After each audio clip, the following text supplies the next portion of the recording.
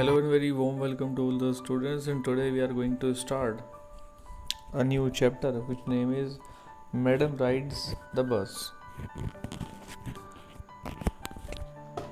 ये जो कहानी है ये एक्चुअल में एक ऐसी लड़की की है जो पहली बार खुद से बाहर घूमने के लिए जाती है and she is very young. So उसका बाहरी दुनिया का कैसा एक्सपीरियंस है वो हम इस चैप्टर के थ्रू जानेंगे. And one thing I would like to tell you, this is a Tamil story written by Valli Kannan and it's a translated version. So let us start the story.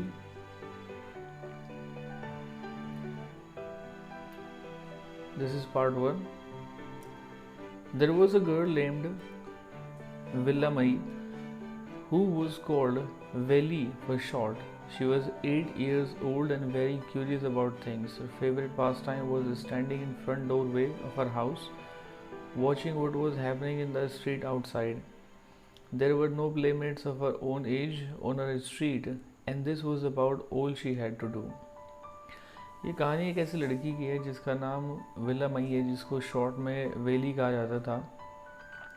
8 साल की वो लड़की थी और चीज़ों के प्रति बहुत ज़्यादा क्यूरियस थी. उसका सबसे फेवरेट पास टाइम था अपने घर के दरवाजे में खड़ा होकर बाहर जो गली में एक्टिविटीज़ हो रही हैं उनको देखना. उसका कोई साथी नहीं था उसकी एज का जो उसके साथ खेल सकता था.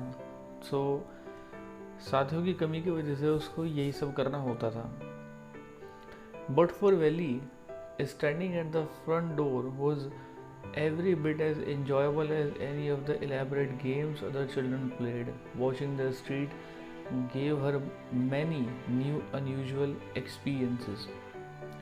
लेकिन वेली ने कभी भी इस चीज़ को माइंड नहीं किया कि उसके पास खेलने के लिए कोई संगी साथी नहीं है, बल्कि जिस तरीके से उसकी उम्र के बच्चे दूसरे खेलों में इंटरेस्ट लेते थे, तो जो वेली भी इसको बहुत ज़्यादा इन्जॉय करती थी, क्योंकि जब वो गली में देखा करती थी तो उसको कुछ अनयूजुअल से जो एक्सपीरियंस थे वो मिलते थे.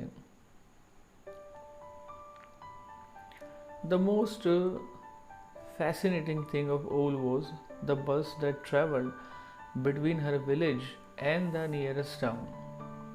It passed through her street each hour, once going to the town and once coming back. The sight of the bus filled each time with a new set of passengers who was a source of unending joy for Valley. अब सबसे जो fascinating चीज़ थी उसके लिए वो थी बस, जो कि उसके गांव और जो सबसे पास का टाउन था उसके बीच में आती जाती रहती थी. और जब भी हर घंटे वो उसकी गली से गुजरती थी, एक बार टाउन जाती थी और एक बार उससे वापस आती थी. तो बस को जो देखना था हर एक, मतलब जब भी बस आती थी जाती थी तो वैली अपने दरवाजे में खड़े होकर के उस बस को देखती थी. तो बस को देखने का जो उसका एक एक्सपीरियंस था वो एक अनएंडिंग जॉय था, क्योंकि उसमें हर बार नए नए पैसेंजर्स आते थे. Day after day she watched the bus, and gradually a tiny wish crept into her head and there grew. This wish became stronger and stronger until it was an overwhelming desire. अब जैसे वो रोज़ बस को देखती थी तो उसके मन में ये इच्छा लगातार पनपती चली गई कि वो भी बस में चढ़कर ट्रैवल करना चाहती थी. Valley would stare wistfully at the people who got on or off the bus when it stopped at the street corner, and hopes if one of her friends happened to ride the bus and tried to describe the sights of the town to her, Valley would be too jealous to listen and would shout in English, "Proud, proud." Neither she nor her friends really understood the meaning of the word, but they used it often as a slang expression of disapproval. अब क्या होता था कि उसके अंदर बस में ride करने की इतनी ज़्यादा इच्छा थी कि जब भी वो कॉर्नर पर बस रुकती थी, पैसेंजर को उतारती थी और पैसेंजर उसमें चढ़ जाते थे, तो उसकी इच्छा होती थी कि इच्छा होती थी कि वो भी बस की राइड लें। और जब कभी उसके दोस्तों में से कोई बस की यात्रा का वर्णन उसको सुनाता था टाउन जाने के बाद, तो वो उससे जेलस फील करती थी और वो उसको सुनना भी नहीं चाहती थी और बीच में चिल्ला पड़ती थी, अंग्रेज़ी में प्राउड प्राउड, जो प्राउड शब्द है उसको बोलने लगती थी। ना तो उसे और ना ही उसके दोस्तों को वास्तव में इस वर्ड का मतलब पता था, लेकिन यदि कभी किसी चीज़ को डिसअप्रूवल अगर देना होता था, नकारना होता था, तो एक स्लैंग एक्सप्रेशन यानी कि एक देहाती एक्सप्रेशन देने के लिए प्राउड वर्ड का इस्तेमाल वो लोग करते थे। Over many days and months, Valley listened carefully to conversations between her neighbors and people who regularly used the bus, and she also asked a few discreet questions here and there. अब उसके बाद में क्या होता है कि काफ़ी दिन और काफ़ी महीने वैली ने बहुत ध्यान से जो उसके नेबर्स थे और जो लोग थे उनकी जो कॉन्वर्सेशन थी बस के बारे में, उसको बहुत ध्यान से उसने सुना और उसके दिमाग में कुछ केयरफुल क्वेश्चंस थे यहाँ वहाँ से जो उसने बातें सुन रखी थी उनके regarding. This way she picked up various small details about the bus journey. तो इस तरीके से उसने बस जर्नी के बारे में छोटी जो डिटेल्स थी उनको उसने समझ लिया था। The town was 6 miles from her village. जो टाउन था 6 मील दूर था उसके गांव से। द फेयर वॉज 30 पैसे one way which is almost nothing at all. अब किराया 30 पैसे था एक साइड का और जो भी ज़्यादा खास नहीं था।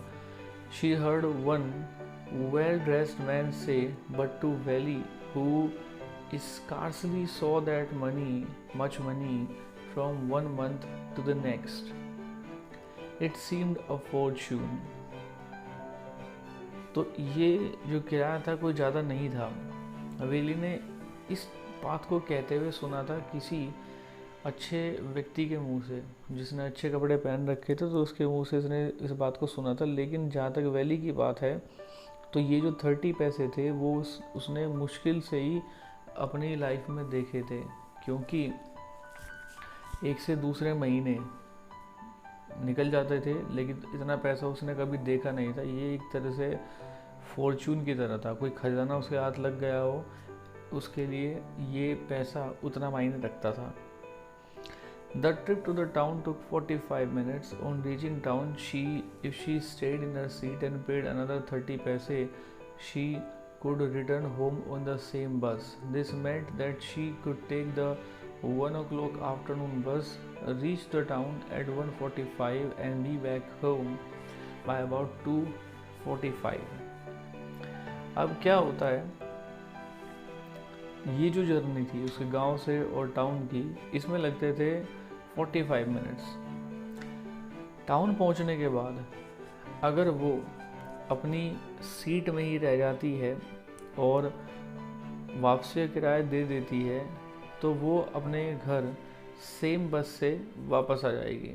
इसका मतलब ये था कि अगर यानी कि वो आफ्टरनून की जो बस है वो 1 बजे ले सकती है, जो टाउन में 45 यानी कि 1:45 को पहुंचेगी और उसके बाद वो 2:45 तक वापस अपने घर आ जाएगी।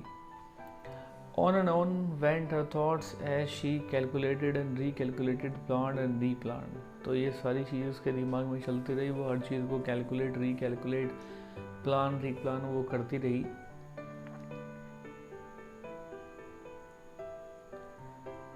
So this was the end of the first part of the story.